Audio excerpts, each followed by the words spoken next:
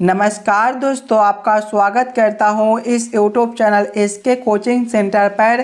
दोस्तों आज हम लोग रीजनिंग के पार्ट नंबर 28 को देखने वाले हैं और इस वाले पार्ट के अंदर आज हम लोग रीजनिंग के अलग अलग प्रकार के इम्पोर्टेंट प्रश्न को देखेंगे जो कि आपको आने वाले आगामी सभी परीक्षाओं के लिए काफ़ी महत्वपूर्ण होने वाला है।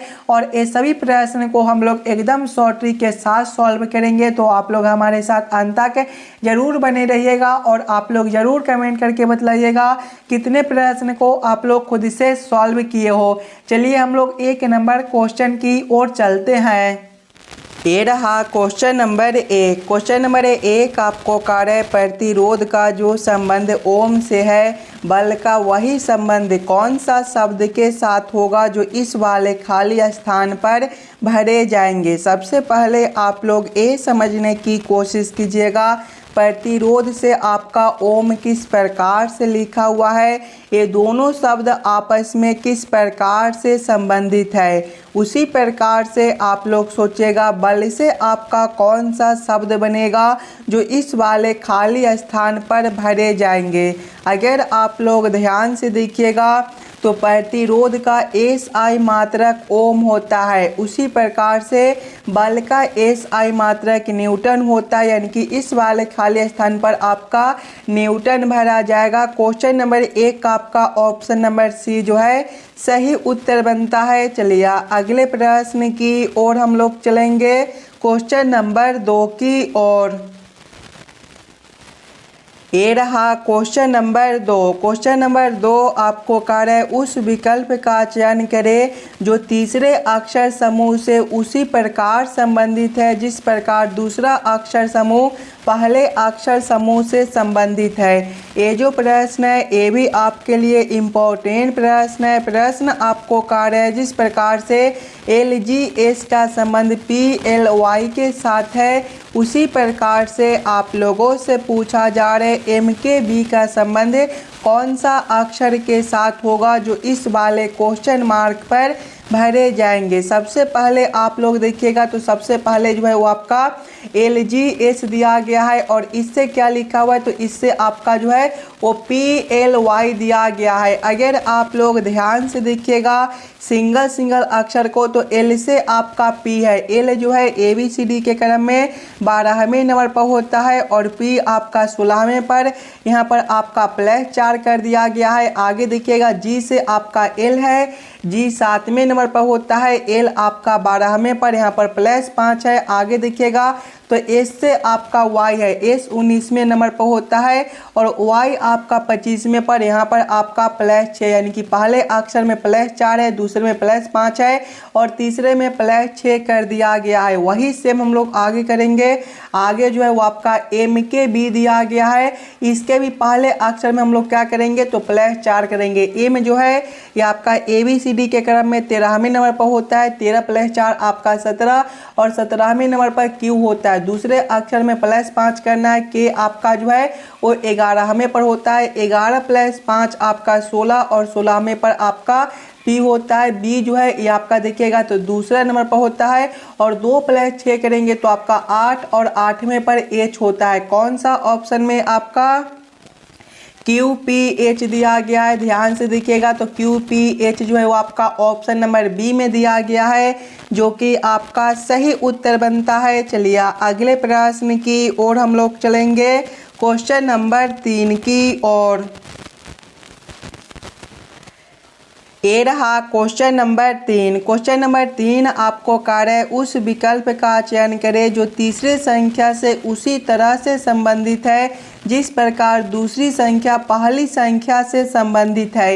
ये भी प्रश्न एनालॉजी का प्रश्न है, नंबर एनालॉजी रीजनिंग का प्रश्न है। प्रश्न आपको कार्य है जिस प्रकार से 6 का संबंध 2 के साथ है, उसी प्रकार से आप लोगों से पूछा जा रहा है 8 का संबंध कौन सा संख्या के साथ होगा जो इस वाले क्वेश्चन मार्क पर भरे जाएंगे। सबसे पहले आप लोग ये समझने की कोशिश कीजिएगा 6 से हम लोग 2 किस प्रकार से ला सकते हैं। अगर सबसे पहले हम लोग 6 में 2 से भाग करते हैं तो ये आपका 3 बनता है और 3 में जो है वो 1 ऊपर से माइनस करेंगे तो 3 - 1 करने पर आपका 2 बनता है।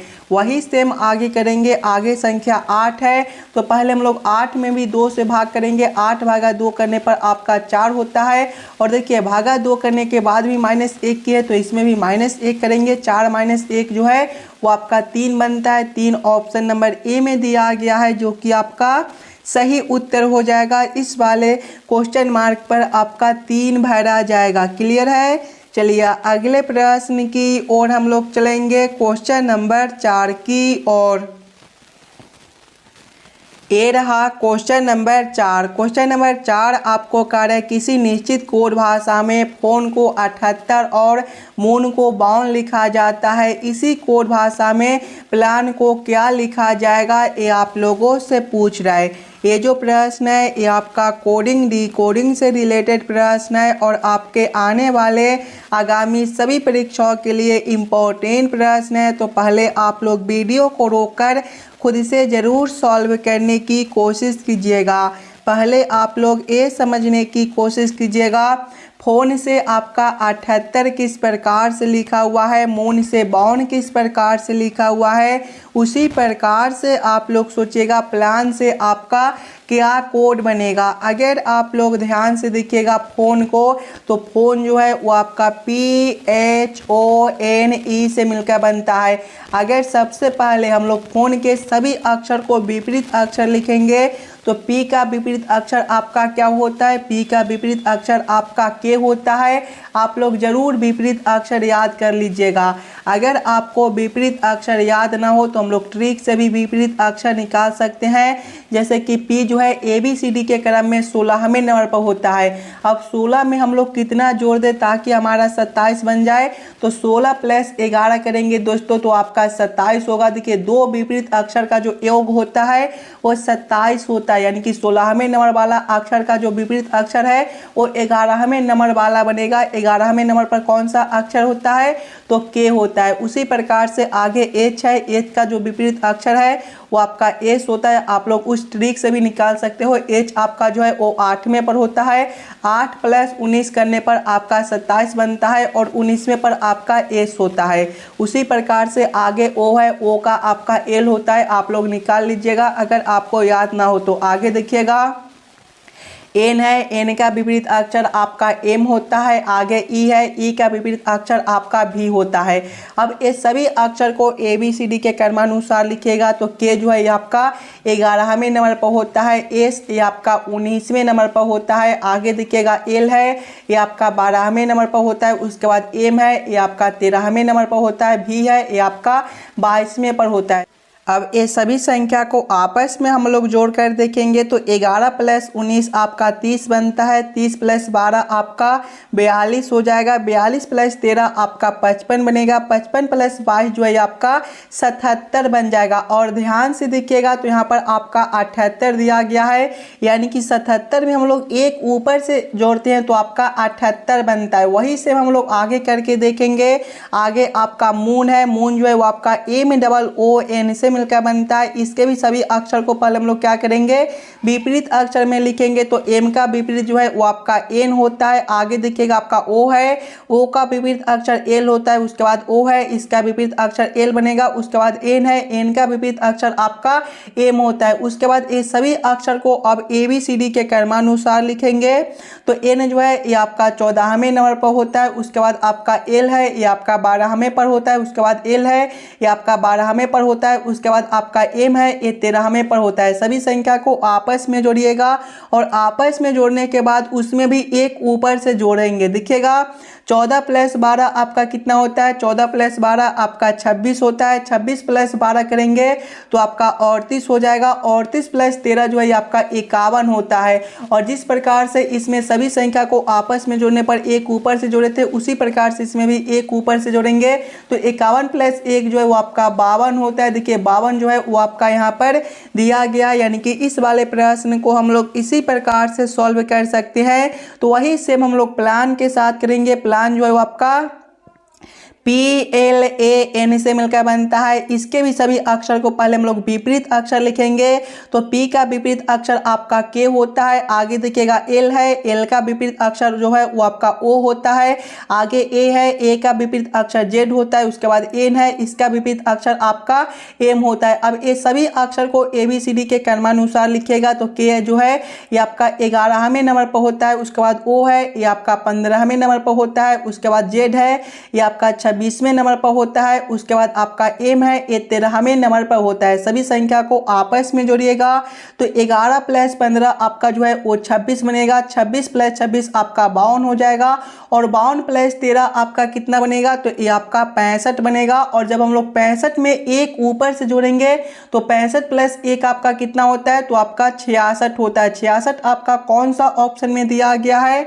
66 आपका ऑप्शन नंबर ए में दिया गया है, जो कि आपका सही उत्तर बनता है। प्लान का जो कोड बनेगा वो आपका 66 बनेगा। दोस्तों इस वाले पार्ट में आपको जितने भी प्रश्न कराए जाएंगे वो सारे प्रश्न आपके आने वाले आगामी सभी परीक्षाओं के लिए इम्पोर्टेंट प्रश्न होने वाला है। तो सभी प्रश्न को पहले आप लोग खुद से जरूर सॉल्व करने की कोशिश कीजिएगा और आप लोग हमारे साथ अंत तक जरूर बने रहिएगा। चलिए अगले प्रश्न की ओर हम लोग चलेंगे, क्वेश्चन नंबर 5 की ओर। ये रहा क्वेश्चन नंबर 5। क्वेश्चन नंबर 5 आपको कह रहे हैं नीचे दिए गए प्रश्न में विषम शब्द को पहचान करें। पीला, नारंगी, बैगनी और काला, ये चारों शब्द में सबसे अलग शब्द कौन सा दिया गया है, ये आप लोगों से पूछ रहा है। अगर आप लोग ध्यान से देखिएगा तो पीला रंग है, नारंगी रंग है, बैगनी रंग है और काला रंग है। देखिएगा तो पीला, नारंगी और बैगनी जो है ये आपके इंद्रधनुष के रंग होते हैं, जबकि काला जो है ये आपका इंद्रधनुष का रंग नहीं होता है। यानी कि सबसे अलग ऑप्शन आपका डी बनता है। तो क्वेश्चन नंबर 5 का आपका ऑप्शन नंबर डी जो है सही उत्तर हो जाएगा। चलिए अगले प्रश्न की ओर हम लोग चलेंगे, क्वेश्चन नंबर 6 की ओर। ये रहा क्वेश्चन नंबर 6। क्वेश्चन नंबर 6 आपको कार्य निम्नलिखित प्रश्न में दी गई श्रृंखला में लुप्त संख्या को चुनिए। यहाँ पर एक श्रृंखला सीरीज दिया गया है और यहाँ पर एक क्वेश्चन मार्क है। इस वाले क्वेश्चन मार्क पर आपका कौन सा संख्या भरा जाएगा, ये आप लोगों से पूछ रहा है। सबसे पहले आप लोग इस वाले श्रृंखला सीरीज को ध्यान से देखिएगा और समझने की कोशिश कीजिएगा। श्रृंखला सीरीज को देखिएगा तो पहले आपका 110 दिया गया है, 110 के आगे आपका 131 दिया गया है, 131 के आगे आपका 153 दिया गया है, 153 के आगे आपका 176 दिया गया है, इसके आगे आपका 200 है और 200 के आगे आपका जो है वो क्वेश्चन मार्क है। अगर आप लोग ध्यान से देखिएगा इस वाले श्रृंखला सीरीज को तो ये जो श्रृंखला सीरीज है ये आपका ऊपर की ओर बढ़ रहा है, यानी कि पहले हम लोग अंतर को देखेंगे। देखिएगा 110 से आपका 131 है, यहाँ पर आपका जो है वो +21 का अंतर बनता है। आगे देखिएगा 131 से आपका 153 है, यहाँ पर आपका +22 का अंतर बनता है। आगे देखिएगा 153 से आपका 176 है, यहाँ पर आपका +23 का अंतर बनता है। आगे देखिएगा तो 176 से आपका 200 है, यहाँ पर आपका +24 का अंतर बनता है। और आगे आपका क्वेश्चन मार्क है, ध्यान से देखिएगा +21 +22 +23 +24, यानी कि अगला जो है वो आपका +25 का अंतर बनेगा। 200 + 25 आपका 225 हो जाएगा। 225 जो है वो आपका देखिएगा तो ऑप्शन नंबर डी में दिया गया है, जो कि आपका सही उत्तर बनता है। इस वाले क्वेश्चन मार्क पर आपका 225 भरा जाएगा। क्लियर है? चलिए अगले प्रश्न की ओर हम लोग चलेंगे, क्वेश्चन नंबर 7 की ओर। ये रहा क्वेश्चन नंबर 7। क्वेश्चन नंबर 7 आपको कार्य निम्नलिखित श्रृंखला में प्रश्न चिन्ह की जगह आने वाले अक्षर का चयन करें। यहाँ पर एक अक्षर श्रृंखला दिया गया है और यहाँ पर बीच में एक क्वेश्चन मार्क है। इस वाले क्वेश्चन मार्क पर आपका कौन सा अक्षर भरा जाएगा, ये आप लोगों से पूछ रहा है। दोस्तों सबसे पहले आप लोग इस वाले अक्षर श्रृंखला को ध्यान से देखिएगा। अक्षर श्रृंखला को देखिएगा तो पहले आपका के दिया गया है के जो है ABCD के क्रम में 11वें नंबर पर होता है। उसके बाद आपका Q है, ये आपका 17वें नंबर पर होता है। उसके बाद आपका V है, ये 22वें नंबर पर होता है। उसके बाद जो है वो आपका क्वेश्चन मार्क है। क्वेश्चन मार्क के आगे देखिएगा तो आपका C है, ये 3रे नंबर पर होता है। उसके बाद E है, ये आपका 5वें नंबर पर होता है। उसके बाद F है, ये आपका 6ठे नंबर पर होता है। अगर आप लोग ध्यान से देखिएगा तो 11 से आपका 17 है, प्लस 6 का अंतर है। 17 से आपका 22 है, प्लस 5 का अंतर है। और आगे आपका क्वेश्चन मार्क है। ध्यान से देखिएगा, प्लस 6 प्लस 5 यानी कि अगला प्लस 4 बनेगा। 22 प्लस 4 जो है वो आपका 26 होता है। और 26 के आगे देखिएगा तो आपका 3 है। देखिए 26 के आगे 3 आपका इसलिए कि ABCD में जो टोटल अक्षर होते हैं वो आपके 26 होते हैं। 26 के बाद आपका फिर से ABCD आ जाता है, यानी कि 26 प्लस 3 करने पर आपका 3 बनेगा। आगे 3 के बाद 5 है, प्लस 2 है। और 5 के बाद आपका 6 है, प्लस 1 है। यानी कि 26वें नंबर पर आपका कौन सा अक्षर होता है? तो 26वें पर आपका Z होता है। यानी कि इस वाले क्वेश्चन मार्क पर आपका Z भरा जाएगा। Z ऑप्शन नंबर A में दिया गया है, जो कि आपका सही उत्तर हो जाएगा। और Z के बाद आपका फिर से ABCD आ जाएगा, यानी कि Z प्लस हम लोग 3 करेंगे तो आपका C बन जाएगा। क्वेश्चन नंबर 7 का आपका ऑप्शन नंबर A जो है सही उत्तर बनता है। चलिए अगले प्रश्न की ओर हम लोग चलेंगे, क्वेश्चन नंबर 8 की ओर। ये रहा क्वेश्चन नंबर 8। क्वेश्चन नंबर 8 आपको कार्य निम्नलिखित मैट्रिक्स का ध्यान पूर्वक अध्ययन कीजिए और दिए गए विकल्पों में से उस संख्या का चयन कीजिए जो प्रश्नवाचक चिन्ह के स्थान पर आ सकती है। ये जो प्रश्न है ये आपका मिसिंग नंबर से रिलेटेड प्रश्न है। यहाँ पर आपका एक क्वेश्चन मार्क दिया गया है। इस वाले क्वेश्चन मार्क पर आपका कौन सा संख्या भरा जाएगा ये आप लोगों से पूछ रहा है। ये जो प्रश्न है एकदम आसान सा प्रश्न है। अगर आप लोग थोड़ा सा दिमाग लगाइएगा तो इस वाले प्रश्न को आप लोग एकदम आसानी के साथ सॉल्व कर पाइएगा। अगर आप लोग ध्यान से देखिएगा प्रश्न को तो नीचे की ओर से देखिए आपका बड़ा बड़ा संख्या दिया गया है। यानी कि ऐसे प्रश्न को पहले हम लोग इस वाले लाइन से सॉल्व करने की कोशिश करेंगे। पहले हम लोग ये समझने की कोशिश करेंगे 7 और 3 से हम लोग 28 किस प्रकार से ला सकते हैं। अगर पहले ये दोनों संख्या को हम लोग आपस में गुना करते हैं तो 7 गुना 3 आपका कितना हो जाएगा? 21 हो जाएगा। और पहला संख्या कितना है? तो 7 है, तो 21 प्लस 7 करेंगे तो आपका कितना बनेगा? 28 बनता है। उसी प्रकार से आगे सेम करेंगे। पहले ये दोनों संख्या को आपस में गुना करेंगे तो देखिएगा 9 गुना 8 आपका कितना हो जाएगा? 72 हो जाएगा। प्लस करेंगे पहला संख्या आपका 9 है। 72 प्लस 9 आपका कितना होता है? तो 81 होता है। देखिए 81 भी आपका यहाँ पर दिया गया है। वही सेम हम लोग आगे करेंगे। यहाँ पर देखिए पहला संख्या 5 है, दूसरा संख्या क्वेश्चन मार्क है और तीसरा संख्या 50 है। यानी कि 5 में हम लोग कौन सा संख्या से गुना करेंगे और उतना ही जोड़ने पर जो है वो आपका 50 आना चाहिए। देखिए 5 में जो संख्या से हम लोग गुना करेंगे उसमें जो है वो 5 जोड़ना भी है। तो यहाँ पर देखिएगा जब हम लोग 5 गुना 9 करेंगे तो आपका कितना बनेगा? 45 बनेगा। और 45 प्लस 5 करने पर जो है वो आपका 50 भी बन जाता है। यानी कि दूसरा संख्या जो है वो आपका 9 भरा जाएगा। 9 गुना 5 आपका 45 प्लस करेंगे पहला संख्या 5 है तो प्लस 5 आपका 50 बनेगा। 50 आपका नीचे दिया गया है। 9 आपका ऑप्शन नंबर ए में दिया गया है, जो कि आपका सही उत्तर हो जाएगा। चलिए अगले प्रश्न की ओर हम लोग चलेंगे, क्वेश्चन नंबर 9 की ओर। ये रहा क्वेश्चन नंबर 9। क्वेश्चन नंबर 9 आपको कह रहा है आई के का भाई है, एच आई की पत्नी है, जे एल की माँ है, के जे का भाई है, के एल से कैसे संबंधित है। ये जो प्रश्न है ये आपका ब्लड रिलेशन से रिलेटेड प्रश्न है। और जब भी आपको इस प्रकार के प्रश्न देखने को मिले तो पहले आप लोग प्रश्न को ध्यान से पढ़िएगा और समझने की कोशिश कीजिएगा। देखिए प्रश्न पहले आपको कह रहा है आई के के का भाई है, भाई जो होता है एक ही पीढ़ी का होता है, यानी कि आई के सामने हम लोग किसको रखेंगे तो के को रखेंगे। क्या रिश्ता है, भाई क्या है, तो आप लोग यहाँ पर भाई भी लिख लीजिएगा ताकि प्रश्न को सॉल्व करने और समझने में आपको कोई दिक्कत ना हो। आगे प्रश्न को पढ़िएगा। एच आई की पत्नी है, एच कौन है तो आई की पत्नी है, पत्नी भी एक ही पीढ़ी का होती है, यानी कि आई के सामने किसको रख देंगे तो एच को। क्या रिश्ता है, पत्नी क्या है, तो आप लोग यहाँ पर पत्नी भी लिख लीजिएगा ताकि प्रश्न को सॉल्व करने और समझने में आपको जो है वो थोड़ा सा भी कोई दिक्कत ना हो। आगे प्रश्न को पढ़िएगा। जे एल की माँ है, जे कौन है तो एल की माँ है, जे कौन है तो एल की माँ है। अभी यहाँ पर जे और एल दोनों नहीं दिया गया है, तो आगे प्रश्न को पढ़ेंगे।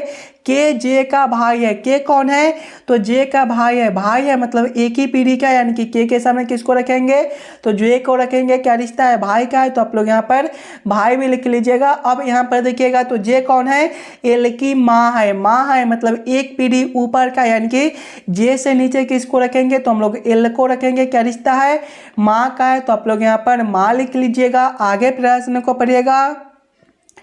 के एल से कैसे संबंधित है, देखिए के और एल आपका यहाँ पर दिया गया है, ये दोनों का रिश्ता आप लोगों से पूछ रहा है। अगर आप लोग ध्यान से देखिएगा तो एल का माँ कौन है, एल का माँ जे है और जे का भाई के है, यानी कि आपके माँ का भाई आपका कौन लगेगा, आपके माँ का जो भाई है वो आपका मामा लगेगा, यानी कि यहाँ पर जो रिश्ता है वो आपका मामा का बनता है। मामा ऑप्शन नंबर बी में दिया गया है जो कि आपका सही उत्तर हो जाएगा। चलिए अगले प्रश्न की ओर हम लोग चलेंगे, क्वेश्चन नंबर 10 की ओर। ये रहा क्वेश्चन नंबर 10। क्वेश्चन नंबर 10 आपको कार्य दी गई दो संख्याओं को आपस में बदलने पर समीकरण 1 और 2 को क्रमशः मान क्या होंगे। 7 और 8 संख्या को आपस में बदलने पर ये दोनों समीकरण का मान क्या होगा, ये आप लोगों से पूछ रहा है। पहले आप लोग समीकरण 1 को देखिएगा तो पहले क्या दिया गया है 5 गुना 7 है। देखिए 5 गुना करेंगे और 7 के जगह पे हम लोगों को 8 को रखना है, यानी कि 7 के जगह पे गुना 8 करेंगे, प्लस करेंगे हम लोग 6, भागा करेंगे हम लोग 2। उसके बाद देखिएगा -8 है, 8 के जगह पे 7 को रखना है तो माइनस करेंगे 7। जब इस वाले समीकरण को हल करेंगे तो 5 गुना 8 कितना बनता है आपका 40 बनता है, प्लस करेंगे हम लोग 6 भागा 2 आपका 3 हो जाएगा और माइनस करेंगे 7। यहाँ पर देखिए 40 प्लस 3 आपका 43 बनेगा, 43 माइनस 7 जो है वो आपका 36 हो जाएगा। आगे दूसरे वाले समीकरण को हल करेंगे तो पहले आपका 8 है, 8 के जगह पे 7 को रखना है तो 7 प्लस करेंगे 3, उसके बाद गुना करेंगे 7 है तो 7 के जगह पे 8 को रखना है तो यहाँ पर आपका गुना हो जाएगा 8, उसके बाद -5 भागा 1। जब इस वाले समीकरण को हल करेंगे तो यहाँ पर देखिएगा 7 प्लस करेंगे 3 गुना 8 जो है वो आपका 24 होता है, माइनस करेंगे 5 भागा 1 जो है वो आपका 5 होता है। यहाँ पर देखिएगा 7 प्लस 24 आपका कितना हो जाएगा 31 हो जाएगा। 31 माइनस 5 जो है वो कितना बनेगा तो 31 माइनस 5 आपका 26 बनेगा। कौन सा ऑप्शन में आपका 36 और 26 दिया गया है तो ऑप्शन नंबर ए में आपका 36 और 26 दिया गया है जो कि आपका सही उत्तर बनता है। 7 की जगह पे 8 और 8 की जगह पे 7 को रखने पर ये दोनों समीकरण को हल करने पर 36 और 26 मान बनेगा। चलिए अगले प्रश्न की ओर हम लोग चलेंगे, क्वेश्चन नंबर 11 की ओर। ये रहा क्वेश्चन नंबर 11। क्वेश्चन नंबर 11 आपको कार्य है उस वेन आरेख का चयन कीजिए जो निम्नलिखित वर्गों के बीच संबंध को सर्वोत्तम रूप से दर्शाता है। आम, फल और केला का किस प्रकार से वेन आरेख वेन डायग्राम बनेगा, ये आप लोगों से पूछ रहे। पहले आप लोग ये तीनों शब्दों को ध्यान से देखिएगा और समझने की कोशिश कीजिएगा। आम, फल और केला में कौन शब्द किसके साथ संबंधित है, किसके अंदर हम लोग किसको रख सकते हैं। अगर आप लोग ध्यान से देखिएगा तो फल के अंदर आपके आम और केला दोनों आ जाएंगे, यानी कि सबसे पहले फल के लिए एक गोला बना लेंगे और फल के अंदर आम और केला दोनों हो जाएंगे, लेकिन आम अलग फल होता है और केला अलग, यानी कि दोनों को अलग अलग कर देंगे। इस प्रकार का वेन आरेख Venn diagram option number D में दिया गया है जो कि आपका सही उत्तर बनता है। चलिए अगले प्रश्न की ओर हम लोग चलेंगे, क्वेश्चन नंबर 12 की ओर। ये रहा क्वेश्चन नंबर 12। क्वेश्चन नंबर 12 जो है ये आपका कथन और निष्कर्ष से रिलेटेड प्रश्न है। और जब भी आपको इस प्रकार के प्रश्न देखने को मिले तो पहले आप लोग सभी कथन को ध्यान से पढ़िएगा और उस सभी कथन को आप लोग वेन आरेख वेन डायग्राम पर सेट कर लीजिएगा। देखिए कथन पहले आपको कह रहे सभी नर्तक खिलाड़ी है। सभी नर्तक क्या है? खिलाड़ी है। इसका वेन आरेख वेन डायग्राम किस प्रकार से बनेगा?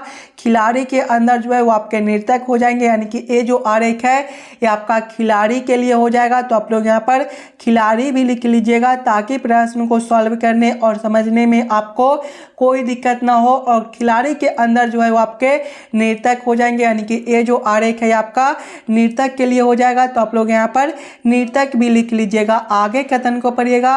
आगे कथन आपको कह रहा है सभी खिलाड़ी पुरुष है। सभी खिलाड़ी क्या है? पुरुष है, यानी कि पुरुष के अंदर जो है वो आपके खिलाड़ी हो जाएंगे, यानी कि ये जो आरेख है ये आपका पुरुष के लिए हो जाएगा। तो आप लोग यहाँ पर पुरुष भी लिख लीजिएगा। अब आप लोग इस वाले वेन आरेख वेन डायग्राम के आधार पर निष्कर्ष को सही या फिर गलत कीजिएगा। देखिए निष्कर्ष एक आपको कह रहा है सभी नर्तक पुरुष है।